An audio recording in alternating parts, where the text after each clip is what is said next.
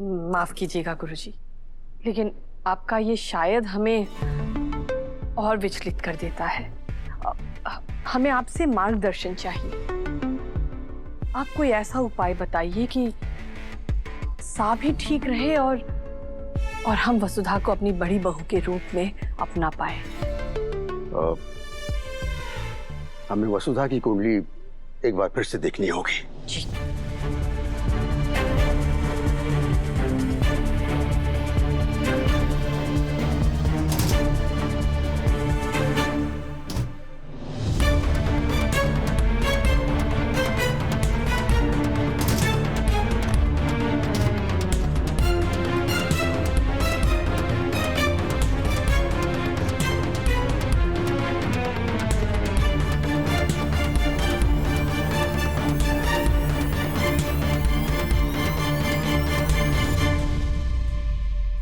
चंद्रिका जी, एक उपाय है, लेकिन वो उपाय आसान नहीं होगा। हो सकता है कि शायद इस उपाय को करने के बाद भी आपकी समस्या पूरी तरह से खत्म ना हो, लेकिन प्रभात जी पर आने वाले कष्ट को हम कम जरूर कर सकते हैं। आप बस आदेश कीजिए गुरुजी। चंद्रिका जी, ये व्रत आपको करना होगा। 3 दिन और 3 रात तक आपको पानी में खड़े रहकर भगवान का जाप करना होगा, और एक बार ये अनुष्ठान शुरू हो गया, उसके बाद आप पानी से बाहर नहीं निकल सकती हैं, और कोई अन्न का दाना या पानी की बूंद भी आप ग्रहण नहीं कर सकती। अनुष्ठान के तीसरे दिन आपको पूरे परिवार के साथ व्रत करना होगा, वो भी 24 घंटों के लिए। 3 दिनों के व्रत के बाद एक महायज्ञ किया जाएगा। अगर सब कुछ नियम पूर्वक रहा तो शायद आपके लिए रास्ता खुल जाएगा।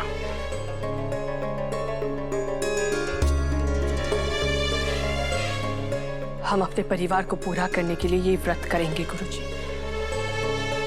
अवश्य।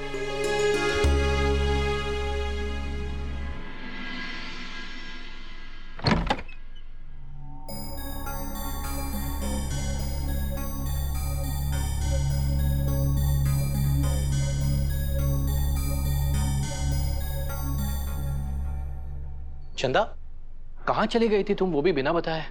सा हम गुरुजी के आश्रम गए थे। गुरुजी के आश्रम? क्यों? हम उनसे पूछना चाहते थे कि एक उपाय है चंद्रिका जी, ये व्रत आपको करना होगा। 3 दिन और 3 रात तक आपको पानी में खड़े रहकर भगवान का जाप करना होगा। चंदा, ये क्या करने जा रही हो तुम? 3 दिन 3 रातों के लिए पानी में खड़े रहकर व्रत करना आसान नहीं होगा चंदा। आप भी तो यही चाहते हैं ना कि हमारा परिवार पूरा हो जाए, और हम भी यही चाहते हैं। हम वसुधा को सच में अपने दिल से अपनी बहू के रूप में स्वीकारना चाहते हैं, और आपके और वसुधा की कुंडली में जो दोष है उसे ठीक किए बिना ही संभव नहीं है। और इसे ठीक करने के लिए हमारे पास एक ही उपाय है, वो है ये व्रत। इसीलिए हमने ये व्रत पूरा करने का संकल्प लिया है। बस एक ही संशय है। कैसा संशय? व्रत के तीसरे दिन पूरे परिवार को 24 घंटों के लिए निर्जला उपवास करना होगा। कैसे कर पाएंगे सब लोग? चंदा, तुम इतना कठिन व्रत कर सकती हो तो क्या तुम्हारा परिवार एक दिन के लिए भूखा प्यासा नहीं रह सकता? कोई संशय मत करो, हम सब उपवास करेंगे। ठीक है सा, तो फिर कल शाम होते ही हम पूजा करके ये व्रत शुरू कर देंगे। ठीक है, पर कम से कम आज थोड़ा आराम कर लो। आज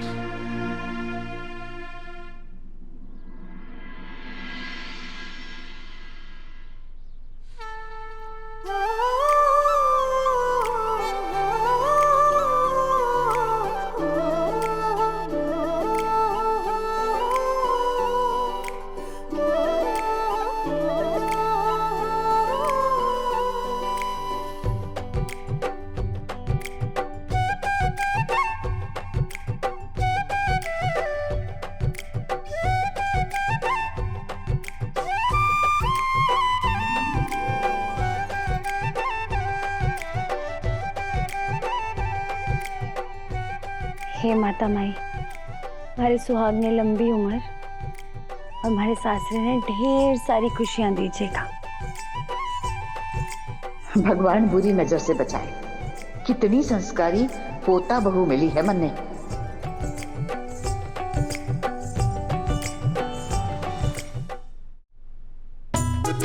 दादी साहब, पहले आपको दवाई लेनी है, फिर आपको खाना खाना है। आज मैंने आपकी मनपसंद की खिचड़ी बनाई है। ये लीजिए दवाई।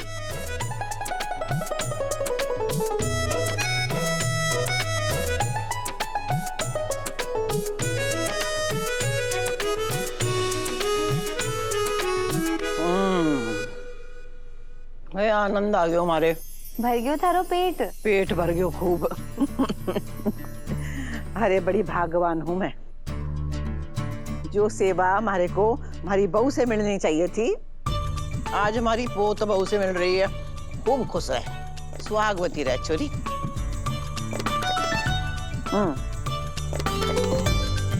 हमारी बात सुन। एक बात बता देगी हमारे।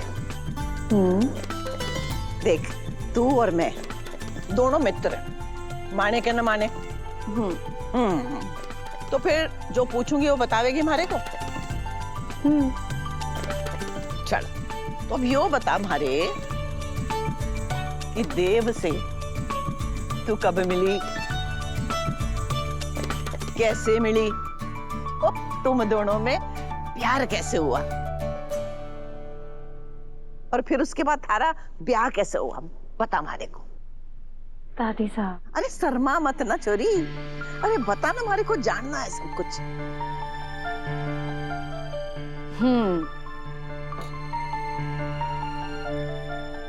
यो तो जन्म जन्म का साथ है दादी साहब। तभी तो किस्मत हमारे को मोगरे से उदयपुर लेकर आई। यहाँ पहली बार मैं देव सर से मिली। पहली बार मैंने एक देवता जैसा इंसान देखा। पता है दादी साहब, देव सर से मिलने से पहले ना मैं एक माटी की गुड़िया थी। फिर देव सर हमारे को मिले, उनसे प्यार करके मेरे को जीवन मिला, परिवार का सुख मिला, रिश्ते मिले, अपने मिले, आप मिली।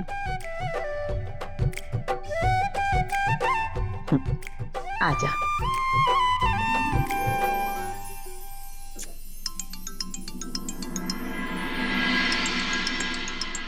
हाँ छोरा।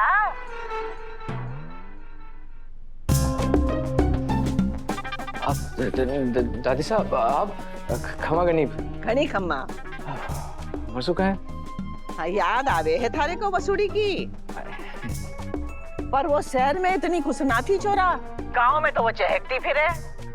बड़ी बहू का सादर सत्कार जो मिल रहा उसने, अरे घनी सहेलियां बना ली हैं, उनके साथ ही घूमती फिरे है।